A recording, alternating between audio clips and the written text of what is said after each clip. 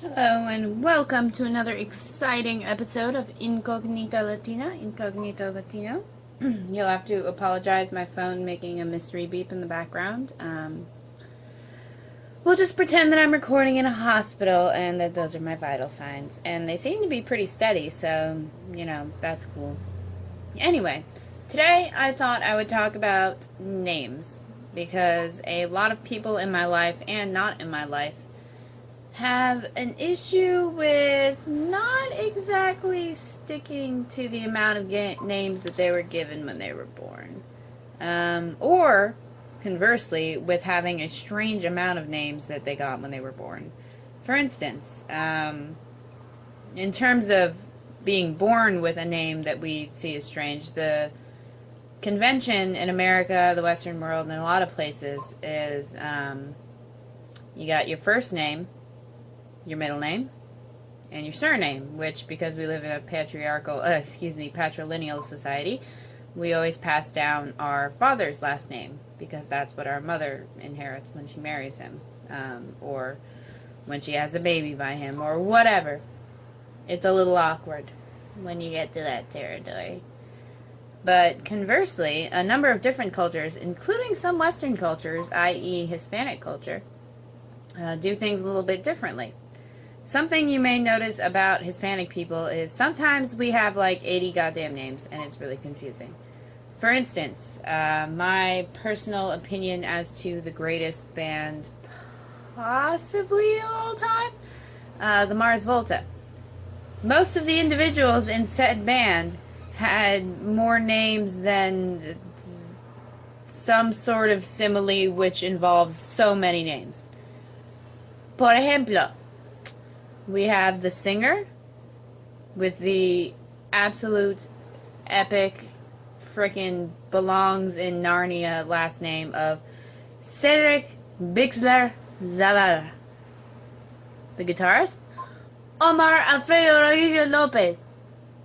And you have to say that one really fast because he's Puerto Rican and they talk like that. But in general, we have these really long names, and the singer and the guitarist aren't the only ones. You got your Juan Alberto de la Peña, you got your Adrian Terrazas Gonzalez, you got all sorts of mofos.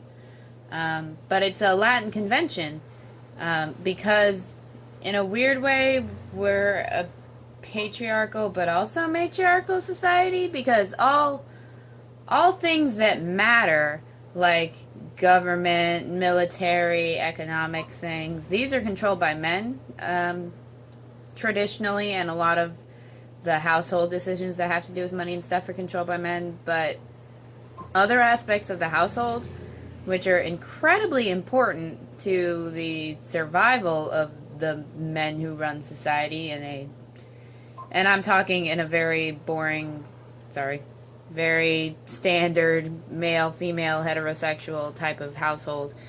The man goes out, does all this stuff, but the woman makes all the decisions in the household to keep the man alive and functional, basically.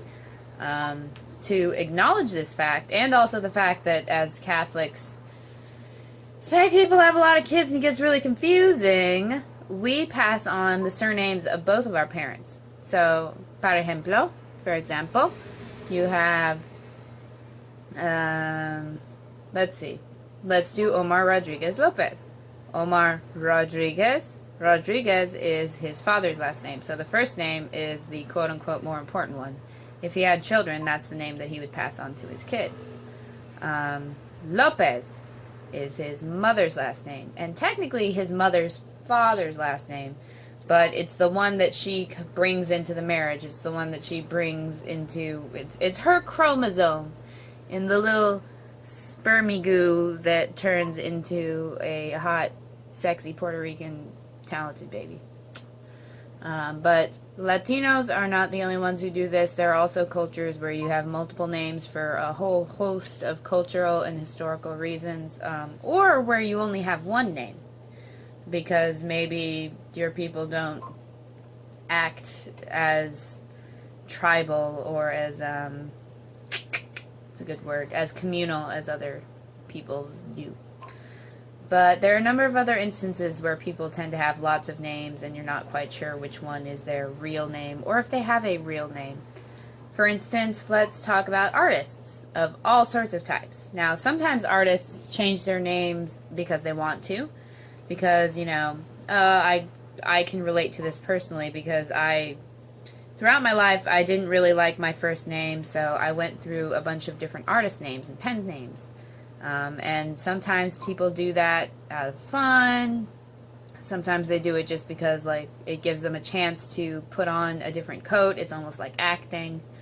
And sometimes, unfortunately, artists have had to do it to change their names to be more accessible. Like, you look at somebody like Lupita Nyong'o, and with a last name, and even a first name like that, in old Hollywood, good luck. You're not going to get any roles. Even a name like Dino Martino, as awesome as that sounds, not going to happen. Dean Martin? Sounds a little bit more marketable. Coincidence? It's probably a coincidence. Yeah, just forget about it. I've got some other people on my list, and this can include artists, but not necessarily. If we consider practitioners of drag to be trans, which many of them are, it really kind of depends on the person. It's such a gender identity is such a singular thing. I'm gonna have to do a 80-minute video about that one. I apologize in advance, but sorry, I'm not sorry, because some of you mofos need to learn some basic shit. So trans people often decide to change their names, especially if their name isn't that gender neutral. Like if your name is Ashley, there are very few male Ashleys in the world if you're transitioning from female to male. Sometimes people end up keeping their name because they like it. Sometimes people change their name legally. Sometimes they don't. Sometimes they change it legally and don't really mind as much if you tell them their old name. They understand. Sometimes gets on their nerves, which isn't it doesn't reflect poorly on them, I believe, and it shouldn't reflect poorly on you either, unless you're being a dick about it. So just try to keep in mind, if you're asking someone what's your name, adding the word real or true or something like that, like, what's your name? Oh, my name's Jenny. No, your real name. That sounds really condescending. It's like asking somebody, where are you from? Oh, I'm from Kansas. You look a little Asian. Where are you really from? Still Kansas. And finally, last but not least, this category is kind of an umbrella for everybody. Oh, I missed one. Women online. A lot of times, or just anyone with any sort of fame, but especially women, because I'm sorry, maybe you don't want to accept it, maybe you don't understand it, that's fine, but women tend to get harassed more online in terms of YouTube commenters and spam emails and stuff like that, sexually, and just, you're a slut, you should be raped and die, or you should just have your eyes chopped out of your head socket, or some sort of terrible stuff. So changing your name can make you feel a little bit safer if you're going to have a presence online or a presence elsewhere in the world.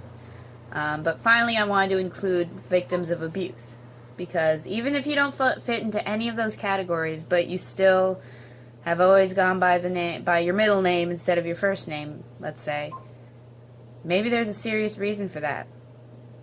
Maybe it's because the name that you used to go by when you were a kid, the name that your dad called you, got a bad association because of something your dad did. And this is a completely generic example.